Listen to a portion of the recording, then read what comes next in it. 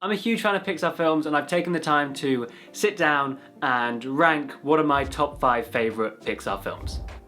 And here they are. Kicking off the list and coming in at number 5 is Soul. This new addition to the Pixar library is not only a great film, but a stunning animation film. What I mean by that is that I think it took on a world and a story that was best served through animation itself. And I think trying to do it as a live action or basically using any other filmmaking techniques apart from animation, I don't think it would have been as good. The Great Beyond and especially The Great Before were wonderfully illustrated by the creative genius at Pixar. To take something as conceptual and abstract as spirituality and bring it to life in a visual animated form is no easy task. And I think Pixar not only succeeded, but knocked it out of the park. It's gorgeous, and I was just blown away with the creative choices they made to represent both these worlds. Soul is perhaps Pixar's most grown-up film. Often in the reviews it was talked about it being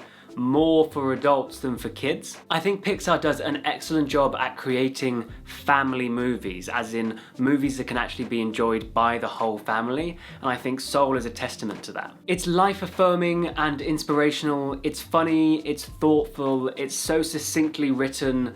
To be honest, that could be any film on this list, but I think it's especially true for Soul. There's just something about Soul that I think makes it a quintessential Pixar film, and that's why it definitely deserves a spot on my list.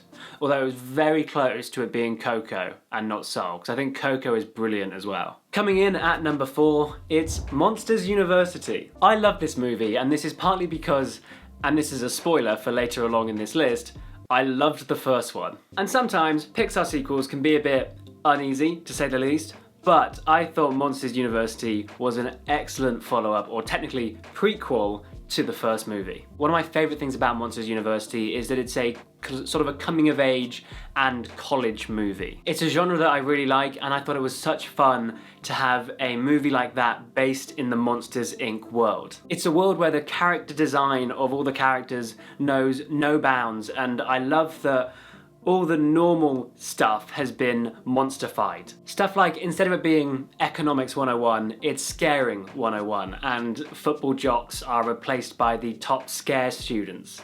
I just thought it was a lot of fun. Plus, this prequel saw the inclusion of some hilarious and brilliant new characters that I instantly fell in love with to add to the already iconic Mike and Sully, who, by the way, are perfectly voiced by Billy Crystal and John Goodman. I think it's one of the best casting decisions in animation history was those two for the main leads in Monsters Inc. and also Monsters University. But my favourite new addition from Monsters University was the character of Art, voiced by Charlie Day. I think this film is hilarious. I laughed out loud so much, and to be fair, a lot of those laughs came from this character. I also loved how the story was thoughtful and honest, and at the end of the day, Mike doesn't fulfill his dream of becoming a professional scarer. I enjoyed seeing the two best friends that we saw in the first film start out as bitter rivals in this one, and their journey through the film from the bitter rivals to the best friends that we know and love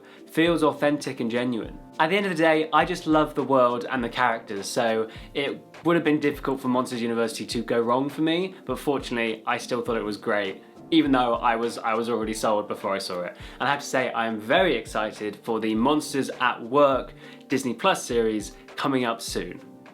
Cannot wait. Moving on to number 3, it's WALL-E. I think WALL-E is really special, both the film and the character. It's maybe the Pixar film with the most most apparent social commentary as well, which I think is interesting. But I think this film is special for a lot of reasons. Firstly, a weirdly simple reason: I admire how much the film does without the use of dialogue. The two protagonists are two robots that barely speak, yet they manage to weave a wonderfully emotive story that really packs a punch towards the end. Setting a film in a dystopian future doesn't really seem like a Pixar thing to do, but I'd argue that the trash heap world and the Axiom spaceship became some of the most iconic locations in Pixar history. They made for such interesting settings that offered a perfect backdrop for this story. And because the two locations were such opposites, it made WALL-E's shenanigans on the Axiom that much more impactful and fun. Also, the character design is pitch perfect and instantly recognizable. They cram so much expressive design into literally WALL-E's just his little eye thingies. It's so impressive, and the random side characters that WALL-E meets on the ship really bring the funny. And also to very quickly dip into the social commentary that I think this film is going after about protecting the Earth and also maybe being slightly worried of AI, I think are good messages. But at its heart, it's a love story. It's a boy meets girl, although they're robots, and the fate of humanity in the world is at stake.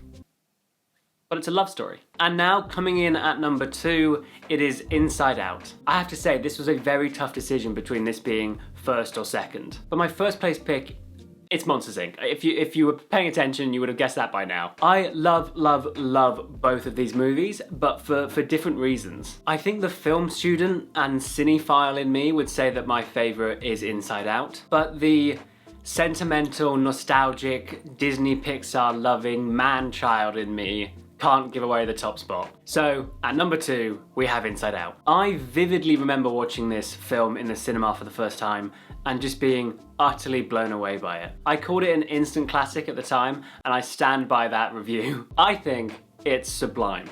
As a film, I think it's incredible. I feel like in a way I can repeat everything I said about Soul, but just doubled. The ingenious story is matched perfectly by the boundlessly imaginative animation.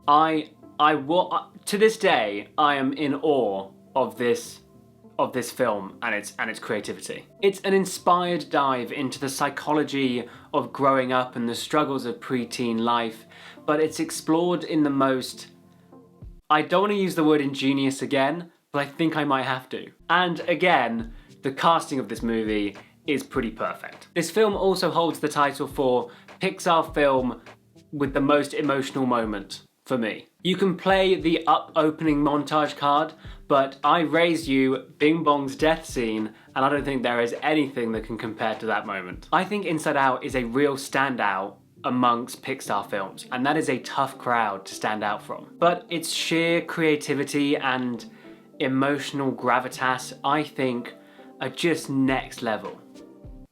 It's so good. Alright then, let's wrap up this list with my number 1. Surprise, surprise, it's Monsters, Inc. Monsters, Inc. is one of my favourite movies of all time, Pixar or otherwise. I haven't seen it in a while, but to be honest, I don't think I can fault it. Or perhaps I don't want to fault it, but that statement in itself speaks volumes. I think this is peak Pixar. It's one of their what-if stories of what if our toys were alive, or what if we could see people's emotions, or what if there really were monsters in the closet. But what gets me about Monsters, Inc. is that it takes that what if there were monsters in the closet premise and flips it with a great twist. Yeah, and what if the monsters were terrified of the children? Gold. Add in 2 brilliant protagonists, a great villain, and you have yourself one hell of a movie. I was 5 when this film came out, so I can't remember when I first saw it, but what I do know is that I've grown up with this film. It's a film from my childhood that I love and enjoy even more every time I see it. Also, Put That Thing Back Where It Came From Also Help Me is the best Disney song ever made. I stand by that and will happily take any arguments to the contrary. So there you have it. Those are my top 5 Pixar films. Please do let me know, if you're a big Pixar fan, what your favourite Pixar films are in the comment section down below. Thanks so much for watching, hope you've enjoyed it, and I'll see you in the next video.